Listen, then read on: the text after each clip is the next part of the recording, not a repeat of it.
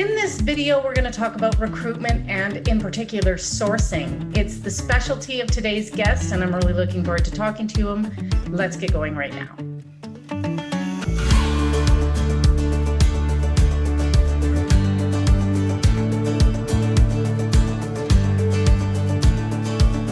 Hi there, I'm Andrea Adams and the host of HR Shop Talk. On the show, you get insight into a whole bunch of aspects of HR.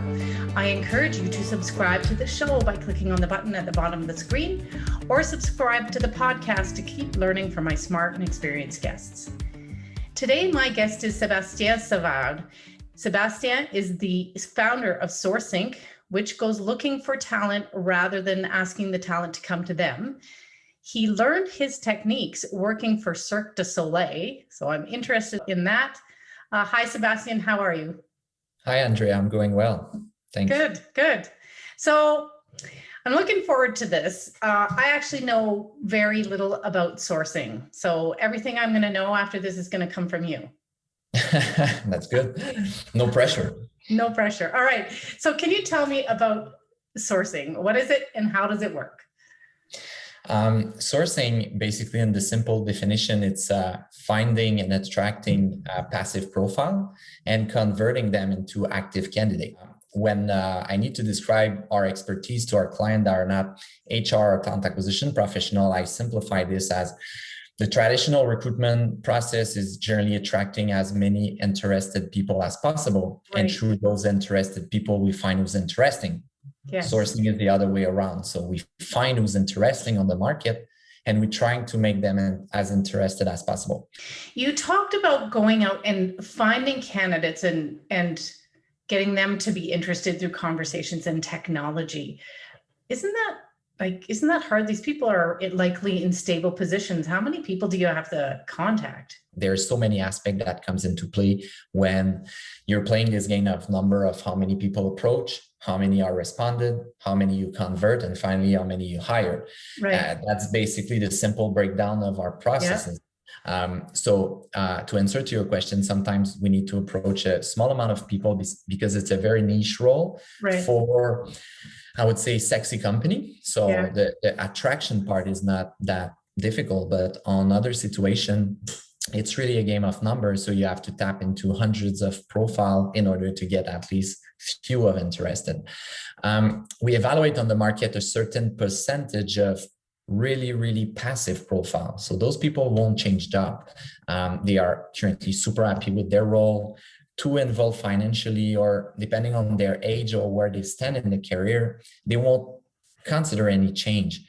Right. So there is a certain percentage. We evaluate 25 to 30% of the market at this level. So as a sourcer, we need to target those people as fast as possible because you don't want to engage too much time and energy because they won't either answer or they're really not interested to move.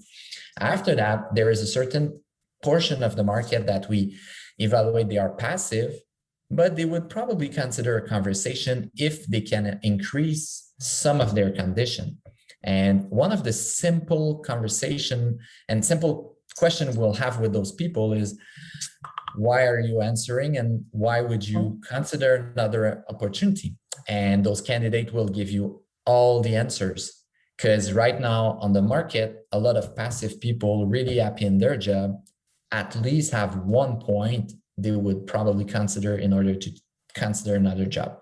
If you're able to tap into this reason and you're able to verbalize in an intelligent way why they should consider it, then this is where the interesting conversations start. Huh. And at the end, you also have I would say a 10 to 20% of the market that are active people. So maybe they didn't apply to your company because they don't know you're existing or you are an employer of choice. But once they receive an approach, they will consider it right away. When you're able to find quickly the relevant profile, then the human side enter and you engage some interesting conversation with people. Is this something you can do or would do for any position? Some positions on the market are really hard to fill role. There's strong shortage. Plus, it might be a very strategic position for the organization. So if you think about it, you have a role that is super strategic, and very hard to fill, something that is very rare or that is in shortage. This is obvious that you need to invest more resources, time, energy to these kind of role because it's super strategic and super rare. So this is probably sourceable. On the opposite way, completely on the other way around, when you have easy to fill role, like there is a lot of people on the market that can do it. It's not super strategic for the organization. You know, this kind of role that you can just do the traditional process. It's going to go well within a few weeks. The position will be filled with a really nice person. And if we don't find the good person, it's not a big deal. It's not super strategic. Obviously, you don't need to engage that much resources, time, energy, and probably sourcing on that. When the answer is difficult, is for those gray zones when you have, let's say, a non-strategic position, but in shortage. So this non-strategic position might not be super important for the organization, but there is so much of a shortage, or it's so hard to fill that the traditional technique won't give you enough water in the pipeline. So you're going to be stuck. So these kind of situations generally require more marketing solution, employer branding, positioning on the market, trying to bring water in the pipeline. Does it require a lot of sourcing? Maybe not, maybe yes. Sometimes it's gray zone. So we need to evaluate even on our side, is it a sourceable role? So the question is not always simple. On the other side, a very strategic role for your organization, but there is a lot of people on the market that are doing it. Can you afford to hire the best person available, or you need to hire the best person?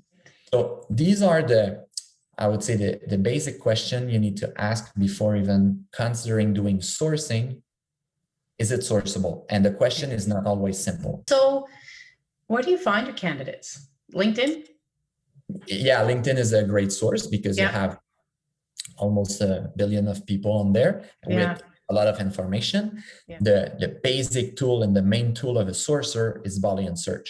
So it's being able to build some formula that would tell the search engine exactly what you're looking for. So it can be run in LinkedIn, but you can run it on Google. You can run it on multiple sources like Indeed, Facebook, Stack Overflow, GitHub. There is more and more sourcing tool now these days that will help you automatize your sourcing technique, that will maybe automatize your Boolean, that will make you save a lot of time. One of the first KPIs of a sourcer is their response rate. How many people did you approach? How many of them have answered?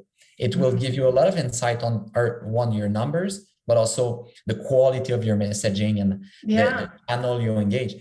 When we start a conversation, how do we engage and make people interested?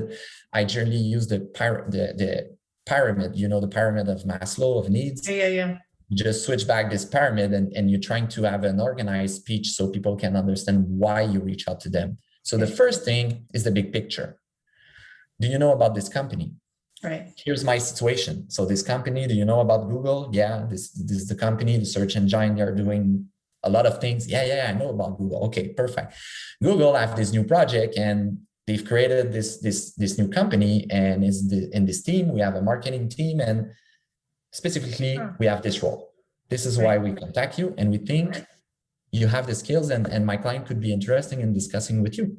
So then people start to have generally some question, interest, and by the question they ask, you kind of understand the interest, but you give for the first minutes of the conversation, and when you have them on the phone or in face-to-face, you give a lot. So you must know really, really well your role, the company, the strategy, all the different aspects that might interest this generation, this candidate, their location based on their expertise. If I'm addressing to a VP of finance of 55 years old, my speech will be way much more different than if I'm talking to a developer of 25 years old.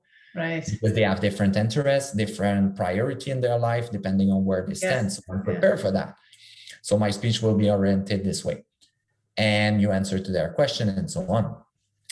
And at a certain point, when you feel it, then you tap with your most important question. Why did you answer my call? Like, where do you stand? What would make you consider another job? and they will give you the key to switch them. If you learned something interesting, subscribe to see all the episodes and comment. Have you used sourcing and how did it work for you? Let us know in the comment section below. So following up from that last answer, something made me curious. When you're sourcing, do you do interviews? Like, when does sourcing start to look more like typical recruitment? If we look at the traditional talent sourcing definition, is finding and engaging passive profile into active candidate. So at a certain point, when you have an active candidate and you're working in really the evaluation process and you follow the traditional workflow, I think this is where sourcing switched to recruitment. Okay. So there is obviously a certain part of evaluation in our job, because if I'm looking for interesting people, obviously behind this, there is a question of whose are the interesting people. So I have to base myself on some key point. So when you do your intake meeting, your intake meeting of sourcing will be a bit different from the intake meeting of a recruiter, because you're talking more about the market, the key points, the keywords, the industries, the competition. Your sourcing strategy is really to find and engage with relevant profile. Once your intake meeting switch in recruitment, so how you build your recruitment strategy, it's more what we're going to evaluate. So the main competencies, how are we going to be able to evaluate if the person in front of me is really good? So if I have to give you a clear answer, I would say as soon as you have an engaged candidate and the person is really evaluated, this is probably where we're switching in recruitment. Okay. So how much lead time do you need between, an organization saying, I need this position filled, and actually having a candidate start work? Yeah. The official answer would generally be 6 to 8 weeks. Okay. 6 to 8 weeks is like a traditional process making sense. Okay. Faster than 6 weeks, I was generally judged that it was quick. Yeah. Considering you have the intake meeting, you have all the information, you start your search, you start to approach people. So let's say your first 2 weeks are generally searching, having the first engagement. And if everything goes well, you're going to have your first conversation. Yeah. So by week 3 and 4, you start to bring people in the process of face-to-face interview and meet with this person. We have the testing and behavioral interviews and so on. And by week 4 and 5, there is some call to be made, offer to be made, and so on. And then you enter in the period of 6 to 8 weeks, the position is filled and you're good. After 8 weeks, so let's say it's been 2 months, the position is open, it's not filled yet. My question is always, are we about to fill the role? Because we might have someone who's having the offer in hand, so it's okay. But sometimes if you're at 8 weeks, still running interviews, no candidate in second interviews or referral or last step, it's not looking good. So generally it's it's generally the kind of mandate we will internally ask ourselves some basic question. Do we need to reevaluate our option, adding more resources, organizing a sourcing party, pushing things? So we have to increase the velocity in order to close this, because after 8 weeks, if nothing is happening, there's something. And it's always different. It might be the compensation, location, the reputation, the hiring manager, the process is too long. So there's so many aspects and things that can block you from closing your role. You need at least at this period to know what it is. So in recruitment, there's a lot of talk about the pipeline. When you're sourcing, do you build pipelines? I will get back to my initial answer of strategic role, hard to fill position rather than easy. So I'll take the concrete example of Cirque du Soleil and Curate. Okay. Cirque du Soleil, we're a team of 25 recruiters, 5 sourcer full-time. We had around 100 pipeline for all type of role. Okay. 5 sourcer dedicated 60% of their time in sourcing proactively for these pipeline, feeding those pipeline constantly. So it's a lot of proactive work, a lot of investment, resources. But at the end of the day, if you hire the artistic director of Wicked on Broadway because of these proactive action, it kind of worth it because it's a very strategic role for the organization and it can lead a show to work or not work. So the investment worth it. On the other side, when I was at Keurig, I was alone and I had to prioritize my action and my time, obviously. So then you just ask yourself, okay, what is the most strategic, important role for the organization? What are my chances of success? So let's say you have those recurring role always coming back. Every time they are opening, we know it's long, we know it's challenging, we know it's complicated. So you probably have few priorities within the business that probably worth the proactive work.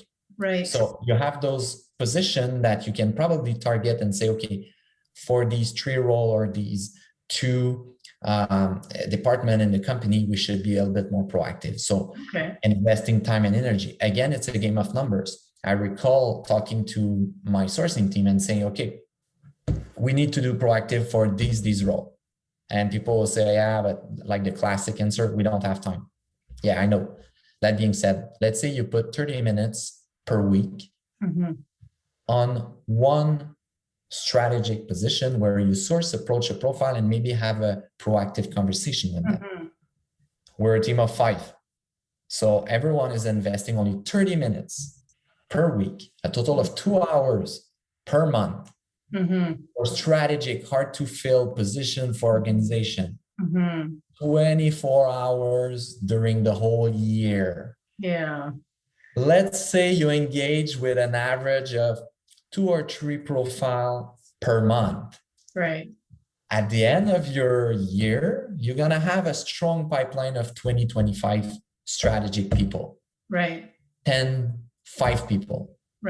So it's a total of 100 pipeline for very strategic. So if somebody out there watching this is a recruiter, but they want to try sourcing, how do you recommend they go about it?